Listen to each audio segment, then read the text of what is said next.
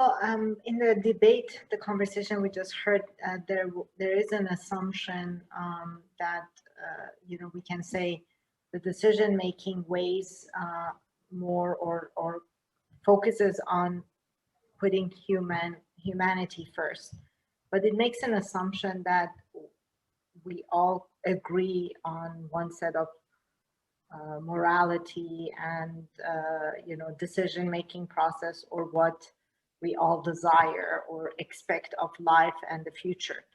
And so I think that's a huge assumption. I can't see how we would, with all our differences and diversity in belief system, religion, where we live, our access to information and knowledge and education, all of this, I don't think we can all agree on that. So if machines weigh on put humanity first, and then there's diversity in that types of thought process, would they then weigh the opinion or the value system of their owner, their programmer, their seller, their manufacturer? How would we then be able to create something that would be unified in those rules that we described? So I think this is a great question, and it's discussed a little bit in chapter 9, and it comes down to this, what economists call social aggregation, right? So yes, of course, people have different preferences, but that doesn't mean that we can't make the decisions that in aggregate are the ones that are collectively preferred. So for example, with respect to climate change, there are certainly people who don't care less about climate change and they just want to make money from burning carbon, right? But the collective view of humanity is, no, we collectively would prefer to have a planet to live on, right? And you could argue, you can make arguments about, in some sense, aggregating through addition, which is what democracies do, right? I would say democracies don't collect very much information about preferences of individuals, right? I get to send about 0.01 bits of information to Washington every 4 years, right? Because you could pretty much predict who I was going to vote for, and so there's not really a very wide bandwidth of preference information flowing to governments, and I think that's something that could be fixed. But I think for many situations, so it depends a lot on the scope of action. When we're talking about climate change, for example, doing geoengineering, changing the albedo of the Earth, and so on, this is something that the scope of action there is global. It's going to affect everybody. If it's mowing my lawn, or playing chess with me, then the scope of action is local, and the only preferences that are going to be affected by and large are those of the owner for these kinds of restricted cases. And then there's everything in between.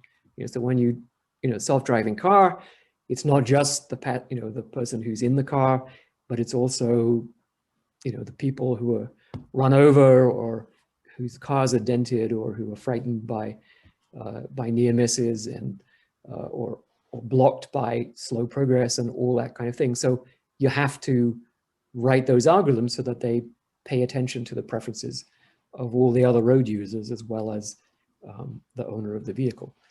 And there's a section in the book on what I call loyal AI. So some people argue that you should build AI systems that pay attention only to the preferences of the owner, as long as the actions taken by the system are legal.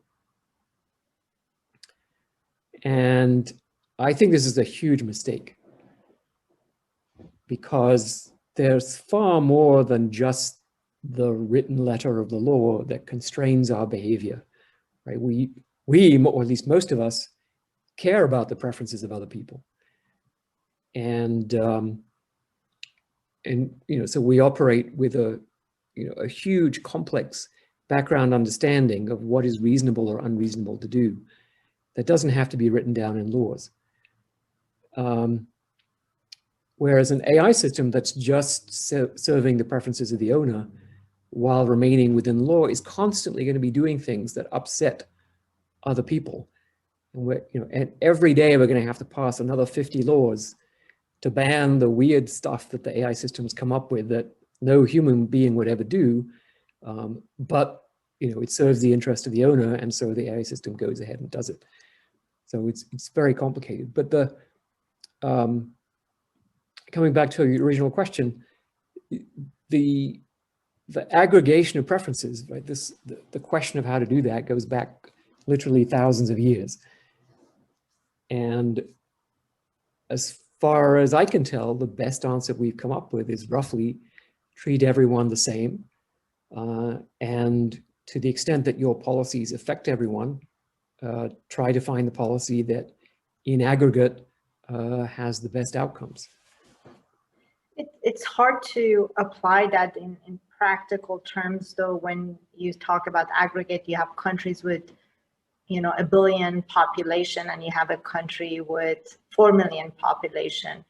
So in any situation, they would lose the count, and they should then, if the country with the 1 billion population decides something that has negative impact on the smaller country, then on the aggregate, then their decision is right. I mean, having just lived through.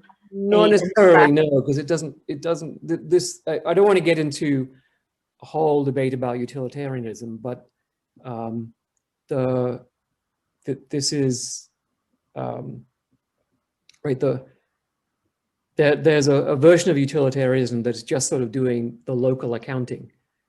And this, a typical example would be, it's fine for me to ambush you and take out all your organs because I can save 6 lives with your organs, right?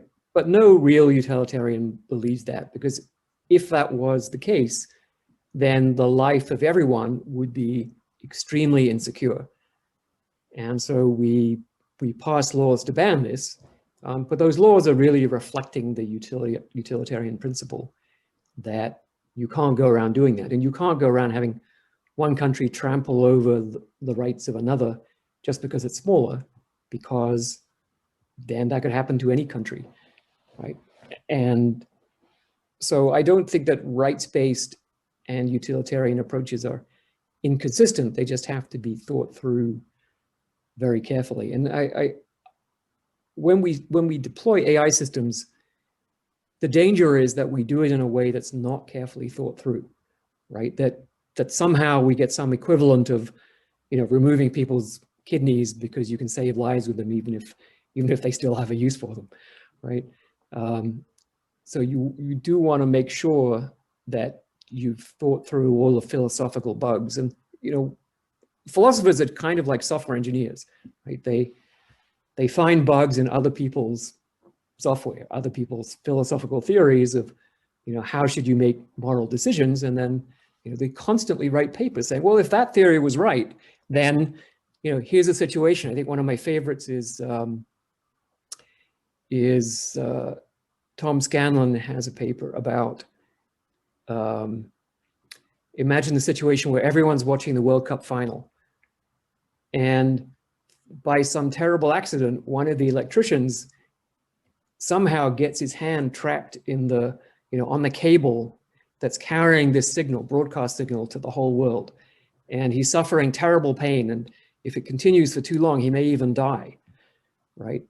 But if you yank him out, you're going to interrupt the broadcast of the World Cup final, and the whole world will miss the last 30 minutes of the World Cup final, right? So billions of people losing utility, right, versus one person's life. And what's the correct decision in this case, right? And these kinds of things, this is what philosophers do.